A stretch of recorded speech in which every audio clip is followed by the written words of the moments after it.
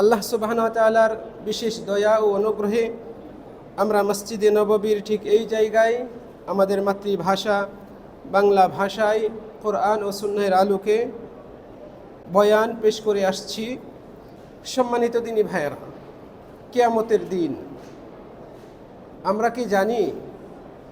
এই কিয়ামতের দিন এটা কোন দিন? আমরা এই কিয়ামতের দিনকে বিভিন্ন নামে চিনি। হাসরের দিন, বিচার দিবস ইত্যাদি ইত্যাদি নামে আমরা এই দিনকে চিনি। আমরা যারা এই দুনিয়াতে এসেছি, রব্বুল আলামিন আমাদেরকে সৃষ্টি করেছেন, দুনিয়ায় পাঠিয়েছেন। আমাদের প্রত্যেককেই এই দুনিয়া ছেড়ে পরকালে পাড়ি জমাতে হবে। আমাদেরকে এই পরকালের বিশেষ যে দিন, সবচেয়ে ভয়াবহ, কঠিনতম, দুশ্চিন্তার, মর্মান্তিক যে দিন, হাসরের ময়দান, সেখানে আমাদেরকে উপস্থিত হতে হবে।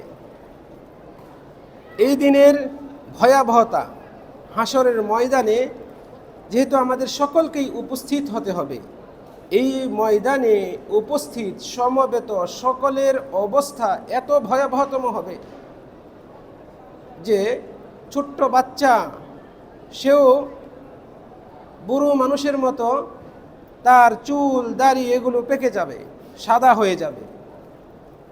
সেদিনের টেনশন, দুশ্চিন্তা, পরিণতি কি হবে, এই বিষয়ে মানুষ এতটাই দুশ্চিন্তাগ্রস্ত হবে, যাদের চুল কালো তাদের চুলও পাকা হয়ে যাবে, যারা বয়সে ছোট তাদের চুলও পেকে যাবে, যাদের গর্ভে সন্তান ছিল তাদের সন্তান প্রসব হয়ে যাবে। এমন এক কঠিন পরিণতি সেই দিনের। সম্মানিত দিনী ভাইরা, আল্লাহ রাব্বুল আলামিন এই দিন সম্পর্কে বলছেন, ইয়াউমা ইয়াজআলুল বিলদানা শিবা। এই দিনটি এমন দিন যেই দিন ছোট বাচ্চাদেরকে বুড়ো বানিয়ে ফেলবে, তাদের চুল সাদা হয়ে যাবে। এই দিনে প্রত্যেক মানুষ তার ভাই, পিতা, মাতা, স্ত্রী, সন্তান তাদের থেকে সরে যাবে। ইয়াউমা ইয়াফিরুল মারউ মিন আখিহি ওয়া উম্মিহি ওয়া আবিহি ওয়া সাহিবাতিহি ওয়া বানিহি।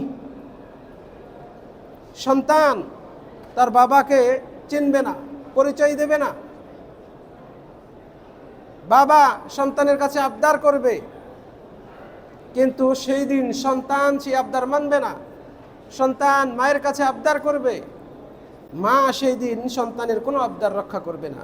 অথচ দুনিয়াতে সন্তান যা চায় পিতামাতা দেওয়ার জন্য আপ্রাণ চেষ্টা করে। স্ত্রী স্বামীর কাছে যা আবদার করেছে, এই আবদারটা পূরণ করার জন্য আপ্রাণ প্রচেষ্টা করে, কিন্তু সেই দিন কেউ কারো আবদার পূরণ করতে আসবে না।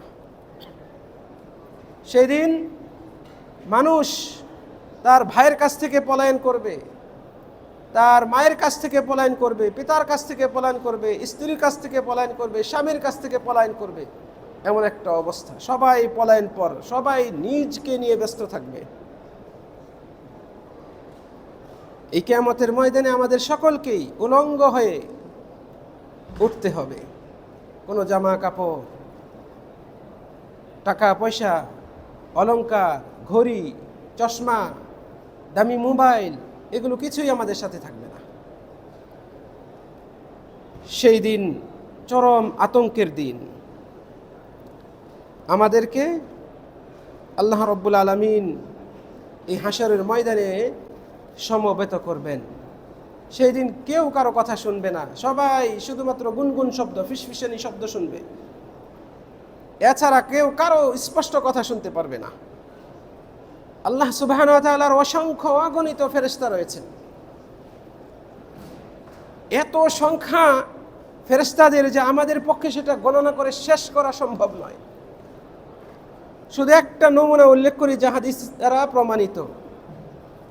বাইতুল মামুর, এই মসজিদে ফেরেশতাদের একটা দল তাদের জীবনে একবারই সুযোগ পায় নামাজ পড়ার জন্য। একসাথে 70,000 ফেরেশতা সেখানে নামাজ পড়তে পারেন।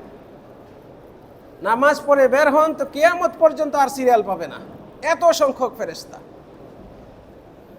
প্রিয় দিনী ভাইরা, এসব ফেরেশতা সেই দিন আল্লাহর সামনে এই হাসরের ময়দানে সিরিয়াল কাতারবন্দি হয়ে দাঁড়িয়ে থাকবে, সারিবদ্ধ, নিশ্চুপ থাকবে।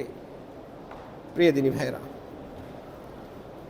এই হাসরের ময়দান, এই যে দুনিয়ার আমরা ময়দান দেখছি, এই জমিন দেখছি, এই জমিন নয়, সেটা ভিন্ন জমিন হবে।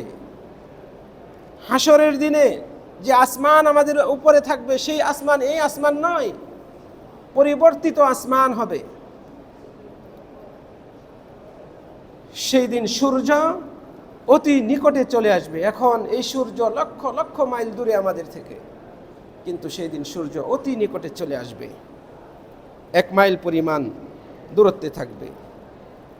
প্রচণ্ড গরমে প্রত্যেক মানুষ নিজ নিজ ঘামের মধ্যে হাবুডুবু খাবে। প্রিয় দিনী ভাইয়েরা, এমন এক ভয়ঙ্কর দিনে আমাদেরকে আল্লাহ সুবহানাহু ওয়া তাআলা একত্রিত করবেন। এই কিয়ামতের দিন, হাসরের ময়দানের ভয়াবহতা, কঠিন অবস্থা, এ সম্পর্কে মহাগ্রন্থ আল কুরআনে অসংখ্য আয়াত আল্লাহ তাআলা নাযিল করেছেন। নবী মুহাম্মদ সাল্লাল্লাহু আলাইহি ওয়াসাল্লাম এই ব্যাপারে বহু হাদিসে আমাদেরকে বিস্তারিত জানিয়েছেন। ইনশাআল্লাহ আমরা অচিরেই কিয়ামত দিবসের অবস্থা সম্পর্কিত বিস্তারিত আলোচনা আপনাদের সামনে উপস্থাপন করব। ওয়া মা তাওফীকি ইল্লা বিল্লাহ।